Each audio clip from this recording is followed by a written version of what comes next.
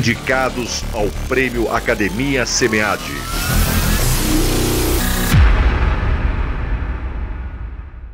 Migrante e refugiado empreendedor de si. Modos vernáculos de trabalho imaterial como reinvenção no país de destino.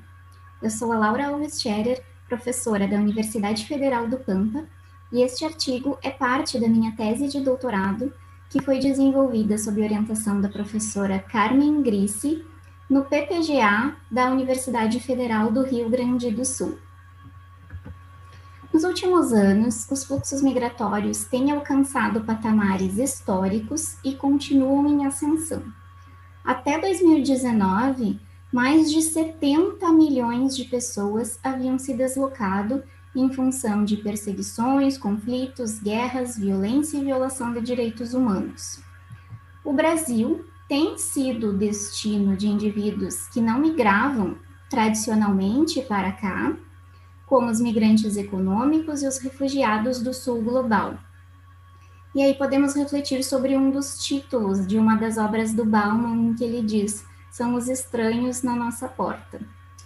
Os migrantes e refugiados, ao chegarem em terras estrangeiras, têm a necessidade de acolhida e de oportunidades de trabalho para recomeçarem as suas vidas. Mas por que é importante a administração se implicar nessa questão da migração? O que a gente traz para a discussão é que as oportunidades ofertadas pelas organizações no mercado de trabalho aos migrantes e refugiados se limitam àquelas mais precarizadas. E a sociedade comumente lhes atribui rótulos de coitados, desqualificados, mesmo quando eles têm qualificação, o que se configura como um modo de individuação, ou seja, um movimento de alienação e de opressão, conforme Guattari e Rounick. Por outro lado, é possível identificar modos de singularização, né? Seriam movimentos de expressão, de criação, enxergando para além desses estereótipos. A todos, eu sou o Felipe Silva Martins, sou professor no programa de pós-graduação em Informática e Gestão do Conhecimento da Uninove. Eu vou falar um pouco sobre o artigo aprovado no SEMEAD chamado A Micro-Foundations Approach to Understanding the Effects of External and Internal Crisis on Job Insecurity and Performance in Higher Education Institutions Faculty, de minha autoria e do meu colega José Eduardo Storopoli, também da Uninove. Esse trabalho tem como propósito analisar como que o efeito do ambiente e o efeito do interno de uma organização afeta a percepção de funcionários em instituições de ensino superior. Nós partimos do princípio que as organizações elas não se encontram isoladas do ambiente, elas dependem não somente da adequação que elas têm com o ambiente, dentro do ambiente para sobreviver, numa busca por legitimidade, e que conforme haja mudanças nesse ambiente, essas organizações elas podem ter reações melhores ou piores de adaptação, e que isso afeta, obviamente, o posicionamento delas dentro desse ambiente, né? Uma teoria que nos auxilia a entender melhor esse tipo de comportamento é a rigidez sobre ameaça, que é uma teoria dos anos 80 que, essencialmente, demonstra que, da mesma forma como que os animais, as organizações que encontram um cenário de ameaça, elas têm uma reação ruim, primeiro de travar, de não saber o que fazer, e as reações subsequentes podem ter uma qualidade ruim, em termos de resposta a essa mudança do ambiente, de modo que, efetivamente, muitas organizações podem entrar em crise e, eventualmente, virem a não existir mais. O cenário de instituições de ensino superior, especialmente no caso de instituições de ensino superior privadas, tem passado por um processo muito grande de adaptações, né, no Brasil, e essas mudanças, especialmente as muito bruscas, podem causar rigidez em instituições, o que pode fazer com que essas instituições trabalhem com níveis muito altos de incerteza, que pode levar também a muitas delas a entrar em crise.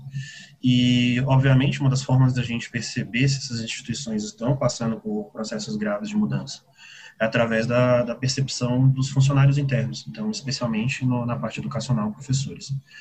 Esse propósito, então, do trabalho é de analisar como que uma alteração brusca, né, essencialmente uma crise, no ambiente externo e no ambiente interno de uma instituição de ensino superior afeta a percepção de segurança, né, de insegurança no trabalho e a autopercepção de desempenho. Olá, bom dia ou boa tarde a todos. Meu nome é Monique. Venho apresentar a vocês o artigo Employer Brand como fonte de vantagem competitiva.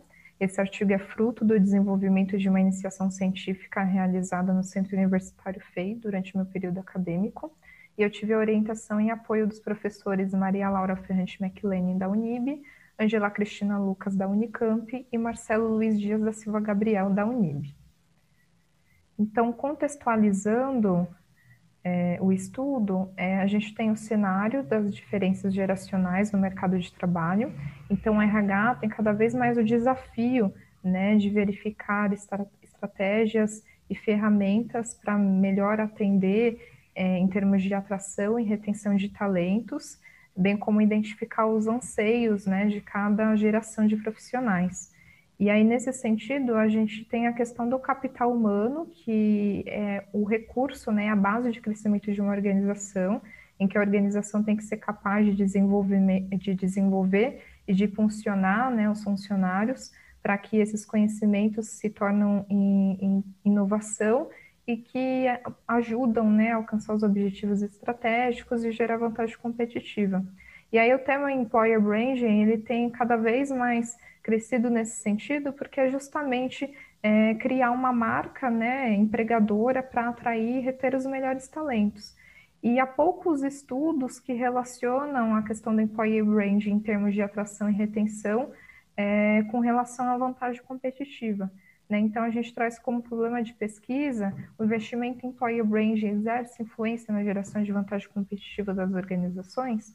E aí o objetivo é justamente contribuir na construção de uma marca, né, com base no anseio dos atuais jovens, além de ações de atração e retenção que podem ser utilizadas para estágio e trainee, e também entender como essas ações geram vantagem competitiva. Tá? Então, eu vou percorrer o trabalho nos tópicos de fundamentação teórica, metodologia, resultados para vocês entenderem no que consiste o estudo.